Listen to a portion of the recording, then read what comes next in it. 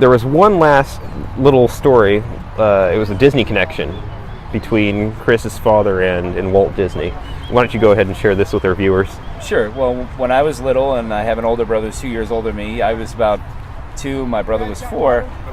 My dad was a single dad, and like every parent, the rite of passage is to sit and read a bedtime story with your kids, and my brother wanted him to read a Disney storybook, and being blind, my father couldn't, to just sit down and read the book. So he was frustrated, my brother was upset, and so he somehow did research even back before the internet and found that there was a woman who lived in Valencia who had run into the same problem years before, and she was frustrated. She went to every library place. Nobody had Braille books. And so she wrote to Mr. Disney. She wrote to actually all the studios, but Disney was the only one that responded.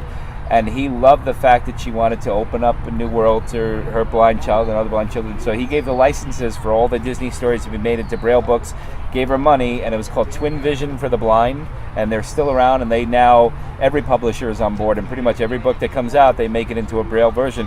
And they're huge. A book that's... So this was one volume? It was one. A book that's this size is about that big in Braille, because Braille is, it takes a lot to print that on paper. So my dad got it, and the first story he was able to read was Pinocchio. and again, it's hard for me to tell the story without tearing up at him. I'd say there was no strings on my dad anymore, because he was able to sit there. And I would go to school and tell kids my dad was a superhero, and they said, "What do you mean?" Like, my dad could turn the lights out and read to us in the dark. Like, your dad can't do that. So.